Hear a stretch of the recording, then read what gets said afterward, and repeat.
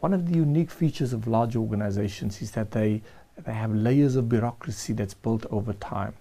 So we have the advantage now as a new institution to design ourselves in such a manner that we don't put on those layers of inefficiency and bureaucracy. So we will try to almost retain elements of being a startup, if you like. This is going to be a lot of competitors, I would say, in the same pool, isn't it? Absolutely, absolutely. Look, we are 5 members all competing for a pool of resources. But I think because we have started on this principle of this sort of equal share, I think in the first phase, it is likely that we will aim to have a single project in each of the 5 countries.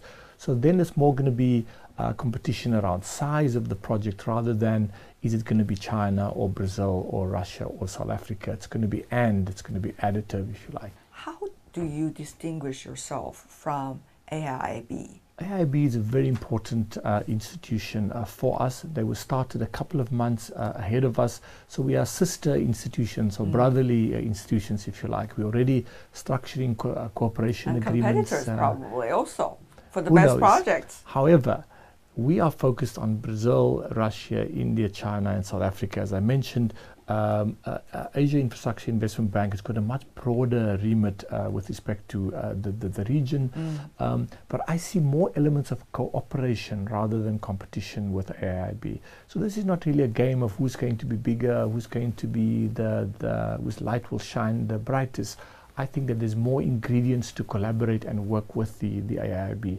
But as I said, our geographic focus is very distinct. We will focus on these 5 economies. They'll have a much broader focus.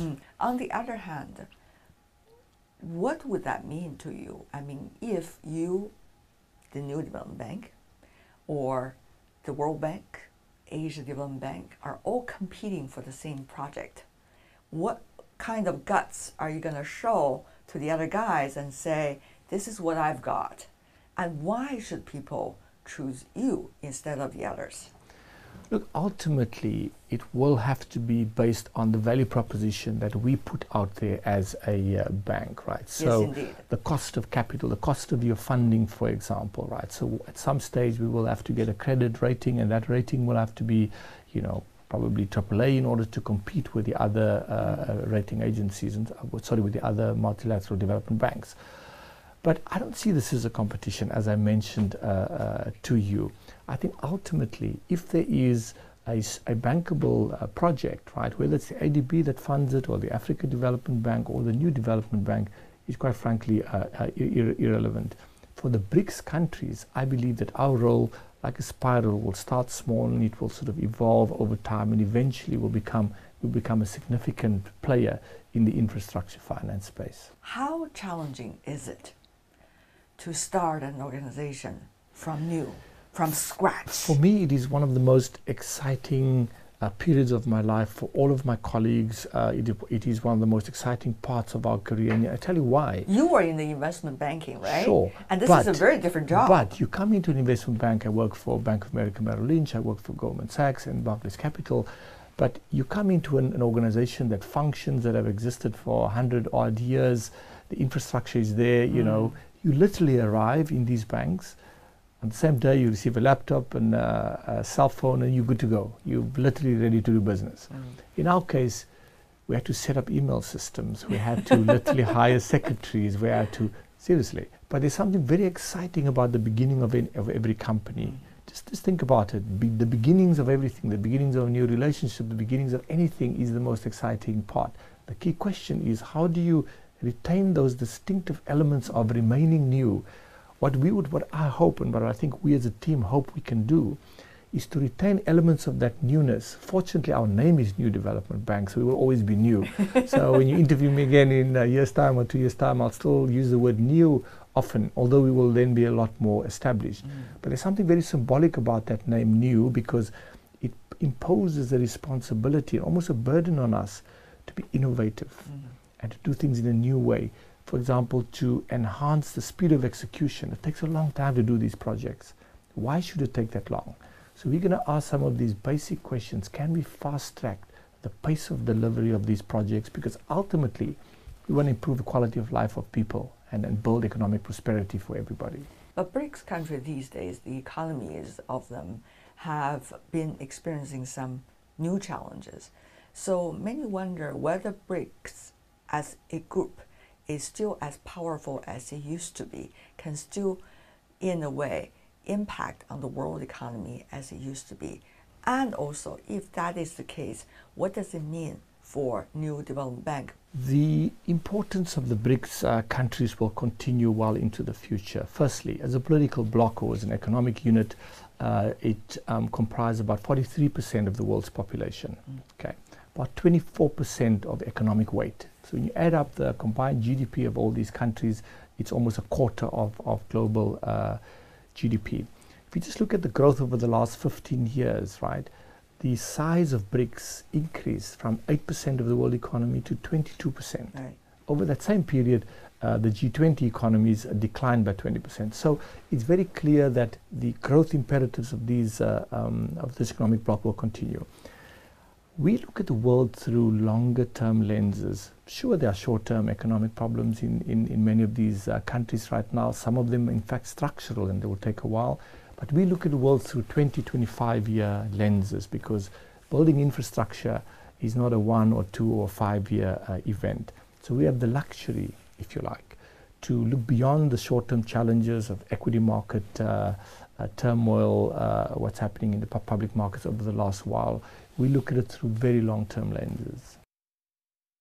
All 5 members of BRICS are rising powers, among which China is the biggest economy. After the reform and opening up policy of the late 70s, China has been developing fast over the past 3 decades. Today, it stands as the 2nd biggest economy in the world. In 2013, China proposed the Asian Infrastructure Investment Bank, which was launched in Beijing last October. It's supported by 37 regional and 20 non-regional prospective founding members, 51 of which have already signed the Articles of Agreement.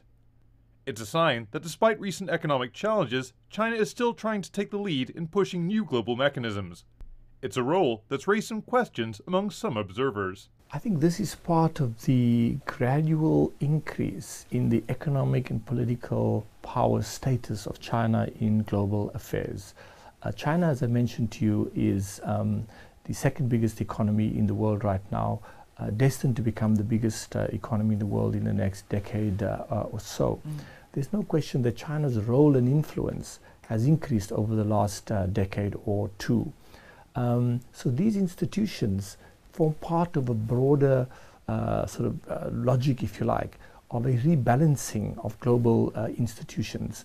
Institutions are now reflecting some of the rising emerging markets. Some of the institutions were set up, as you might know, way back in 1945, for example, the World Bank, IMF, and so on, and they still reflect in their governance structures the balance of power to a degree that existed then. That has changed quite dramatically. So if you look at the economic weight that China has today, but you look at the size of the representation in the Asia Development Bank, for example, there's a disconnect there. So these institutions is I think a logical extension of the global rise of China. There has been a lot of talk, Leslie, about whether there is something called the China model, whether there's something called the India model or South African model. What is your judgment? Of course, countries can be very unique in their own way. Can models be developed? Can others share to a large extent what has already been done? Will that be suitable for them? I think it's important to start out by saying that we explicitly do not have a overall clearly defined doctrine or model that we are following, right? We have been guided by our political principles, by the 5 respective governments, to be driven firstly by pragmatism. We have to look at what works, right, and take those best practices, make them even work more efficiently, and identify what we are trying to call next practices, which will define how things will be done in the next wave, right? So we believe, just like every other industry, over the last couple of decades, mainly driven by technology, every industry, your industry, transport, airlines, every industry has changed, right? Today you have companies which existed, which come out of nowhere. In a similar way, we believe that the world of development finance and infrastructure finance will also undergo changes, and we are at the forefront of those changes. How will eventually the standards, the procedures, the details of reaching conclusions and decisions be made?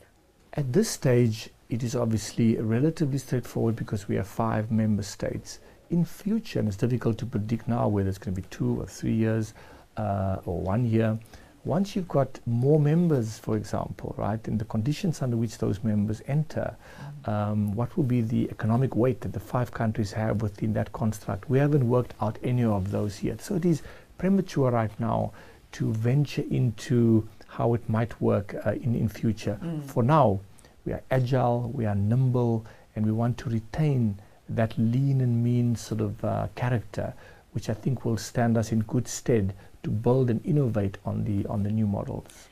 How much would China mean for this model? There's so much we can learn from China. There's so much we can learn from South Africa, from Russia, from each of the respective countries.